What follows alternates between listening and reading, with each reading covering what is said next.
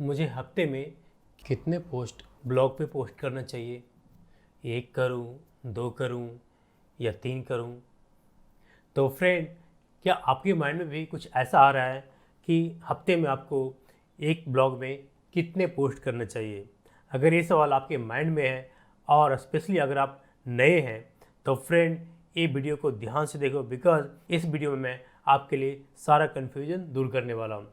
साथ ही साथ अगर आपको थोड़ा सा एक्सपीरियंस भी है और आपने कुछ काम किया हुआ है ब्लॉग पे, बट फिर भी आपको माइंड में कुछ डाउट चल रहा है, बिकॉज होता क्या है कि आपने स्टार्ट कर दिया राइटिंग और कुछ टाइम के बाद जब आपको एज एक्सपेक्टेड रिजल्ट नहीं आता है तो फिर मन में आपको भी डाउट होने लगता है कि कितने पोस्ट में करूं ताकि मेरे खुद के लिए टाइम बचे, या फिर जो आपके लिए टाइम नहीं बचता उसको कैसे मैनेज करें। तो फ्रेंड, ये वीडियो भी आपके लिए है, तो don't miss this video and let's get started. Hello friends, मेरा नाम है Kaushik Kumar, your digital friend. यहाँ पे मैं आपको digital marketing, blogging and web designing से रिलेटेड वीडियो डालता रहता हूँ। तो अगर आपने इस चैनल को अभी तक सब्सक्राइब नहीं किया है, नीचे जा करके जो सब्सक्राइब का रेड बटन है उसको दबा करके जो घंटे की पिक्चर आएगा उस पे दबाने के बाद जो सबसे ऊपर वाला घंटे की पिक्चर आएगा उसको दबा करके सब्सक्राइब करो, ताकि आपको हर वीडियो का नोटिफिकेशन सबसे पहले मिले। सो आइए आगे बढ़ते हैं। तो फ्रेंड, मैं आपका टाइम ज़्यादा इधर उधर वेस्ट नहीं करूँगा और डायरेक्ट मैं आपको पॉइंट पे आता हूँ, और वो है कि हफ्ते में अगर आप नए हैं, जी हाँ, अगर आप बिल्कुल स्टार्ट कर रहे हैं तो समझो कि हफ्ते में मान के चलो आप एक वीडियो स्टार्ट करो। जी हाँ, अब आप सोचोगे कि मैं तो हफ्ते में 2 या 3 भी इजीली राइट कर सकता हूँ। जी हाँ, आप राइट कर सकते हो, बट जब स्टार्ट करते हो आप तो सिर्फ आपका जो माइंड है वो सिर्फ राइटिंग पे फोकस नहीं रहता है, आपका माइंड बहुत चीज़ों पे फोकस रहेगा, आपका टाइम बहुत खाएगा।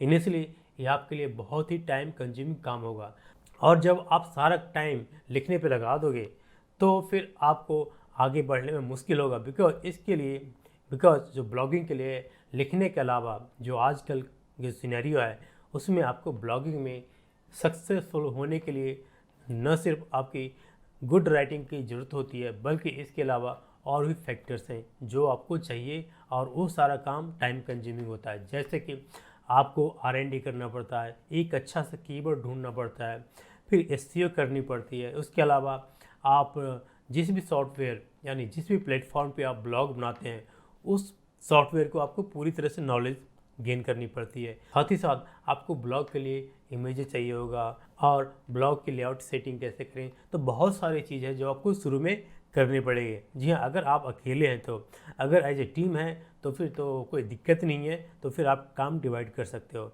But if you are single person then I must say that you should follow only one post per week initially. जी हाँ, and when you gain the knowledge, you gain the experience, जब आपको feel होने लगे कि मेरे पास ज़्यादा time मिल रहा है तो आप उसको 2 पे ले जाओ, 2 ब्लॉग पर वीक। जी हाँ, अभी टाइम गैप कितने का हो सकता है डिपेंड करता है आपकी जो फास्ट लर्निंग, फास्ट अडेप्टेबिलिटी पे, कि आप कितनी जल्दी चीज़ों को लर्न करते हैं, कितनी जल्दी चीज़ों को सीखते हैं। और उसके बाद में भी हो सकता है कि आप 2 हफ्ते बाद या 3 हफ्ते बाद ही आपको जो बेसिक चीज़ है वो समझ में आ जाए, और फिर आप हफ्ते में 2 स्टार्ट कर सकते हो। सो डिपेंड्स करता है कि आप कैसे आप चीज़ों को लर्न करते हैं, एंड साथ ही साथ आपके पास कितना टाइम है। क्या आप फुल टाइम ब्लॉगर हैं, या फिर आप जस्ट कोई जॉब करते हैं और side by side as a blogger आप अपना स्टार्ट करियर करना चाहते हैं। तो बहुत सारे फैक्टर्स काम करता है। अभी आपको अपने आप को जो सक्सेसफुल ब्लॉगर हैं उससे कंपेयर नहीं करना है, राइट? क्योंकि वो सक्सेसफुल हैं प्लस उनके पास एक टीम हो जाती है। जो बड़े बड़े ब्लॉगर हैं, ऐसा नहीं कि वो सारे जो भी पोस्ट है वो खुद लिखते हैं, नहीं।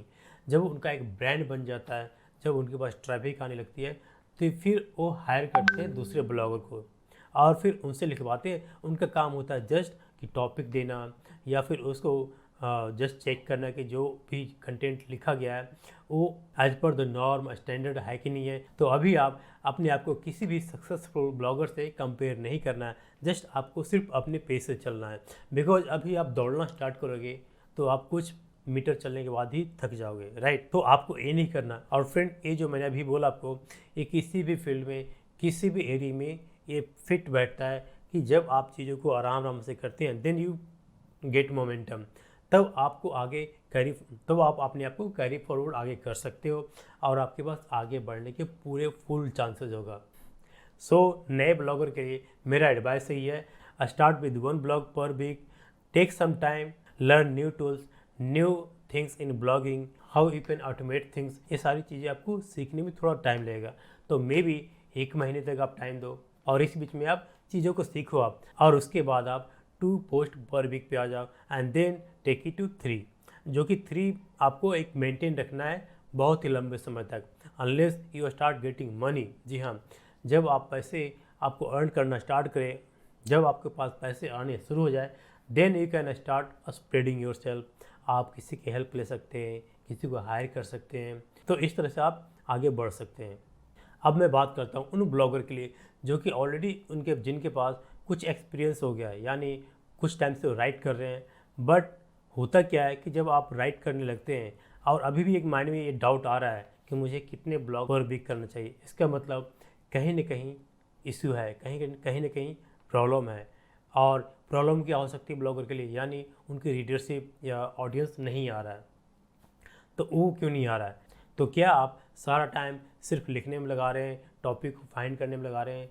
तो फ्रेंड बी अवेयर, बिकॉज अगर आप सारा टाइम सिर्फ लिखने में लगाओगे तो आप आगे नहीं बढ़ सकते हो, चाहे आप कितने भी पोस्ट लिख लो, क्योंकि मुश्किल है, बिकॉज कंपटीशन बहुत है। और एक बात ध्यान से सुन लो आप, ब्लॉगिंग में अभी के टाइम में सक्सेसफुल होने के लिए आपके पास सिर्फ अच्छी राइटिंग स्किल्स ही नहीं, बल्कि इसके अलावा और भी बहुत कुछ चाहिए, जो कि मैं ऑलरेडी इसी सेक्शन में अभी मैंने आपको बताया है कि जैसे आपको R&D करनी पड़ती है, आपको एक प्रॉपर नीश सेट करना पड़ता है, आपको हर पोस्ट के लिए एक प्रॉपर कीवर्ड फाइंड करनी पड़ती है, और उसके बाद उस पोस्ट के लिए जो आर्टिकल्स लिखोगे आप, जो ब्लॉग लिखोगे, उसके लिए R&D करनी पड़ेगी। बिकॉज जो पोस्ट आप लिखने जा रहे हैं, ऑफ कोर्स, क्योंकि topic out of the box आजकल मिलना मुश्किल है, राइट। हर टॉपिक ऑलरेडी अवेलेबल है गूगल पे, लेकिन आपको R&D करके वो जो टॉपिक अवेलेबल है उसको आप किस तरह से बेटर वे में लिख सकते हो, उसमें किस तरह से और मसाला आप डाल सकते हो ताकि और वो इंटरेस्टिंग लगे, और वो आर्टिकल अगर किसी को मिले तो उसके ऊपर वो पढ़े, न कि जस्ट देखा और बंद कर दिया। तो ऐसा होगा तो बाउंस रेट बढ़ेगा, और जब बाउंस रेट बढ़ेगा तो आपका जो ब्लॉग है उसकी रैंकिंग घटती जाएगी और वो आगे बढ़ नहीं पाएगा। तो फ्रेंड, ये सब चीज़ों को आप ध्यान देना है। तो अगर आप एक्सपीरियंस्ड हैं तो आप एक ब्रेक लो।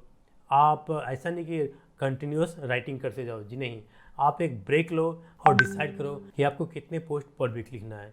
डिसाइड करने का मतलब ऐसा नहीं कि अब इस स्टेज पे आप एक ब्लॉग पर वीक लिख सकते हो, नहीं, बिकॉज एक ब्लॉग पर वीक पे मुश्किल हो जाएगा आपके लिए इस स्टेज पे। तो 2 ब्लॉग आप स्टार्ट कर सकते हो पर वीक, लेकिन वो जो 2 ब्लॉग है वो प्रॉपर ब्लॉग होना चाहिए, उसमें उसका जो मटेरियल है वो इतना इनफ कम्पिटिटिव होना चाहिए कि आपका वो माल बिके। इसके साथ ही साथ आपको प्रॉपर R&D एंड SEO पे ध्यान देना होगा, तो आपका 100% है कि आपकी ग्रोथ होगी।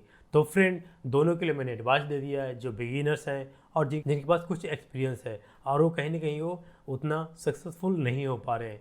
तो अगर आप जो मैंने अभी आपको बताया उसको फॉलो करोगे तो 100% आपको आगे बढ़ने में मदद मिलेगा। तो फ्रेंड, आई होप ये वीडियो आपको पसंद आया होगा। अगर थोड़ा सा भी हेल्प मिला है तो प्लीज़ इस चैनल को नीचे जा के जो रेड बटन है उसको एक बार दबाएं, और उसके बाद जो बगल में घंटे की पिक्चर आएगा उस पर दबा करके, जो सबसे ऊपर वाला घंटे की पिक्चर है उसको दबा करके इस चैनल को सब्सक्राइब करो एंड लाइक करो इस वीडियो को। अगर कुछ पूछना है तो बेहिचक आप नीचे जाके कमेंट में जाकर पूछ सकते हो और मैं 100% आपको रिप्लाई करूँगा। इसी के साथ साथ अगर आपके माइंड में ये भी आ रहा है कि मुझे कितने वर्ड पर ब्लॉग में लिखना चाहिए, अगर आपके माइंड में आ रहा है तो इसका वीडियो भी मैंने बना रखा है और इसका लिंक मैं आपको इसके एंड स्क्रीन में दे दूंगा, जिसको कि आप देख सकते हो। तो फ्रेंड, इसी के साथ मिलते हैं नेक्स्ट वीडियो में। Till then, thank you, bye bye.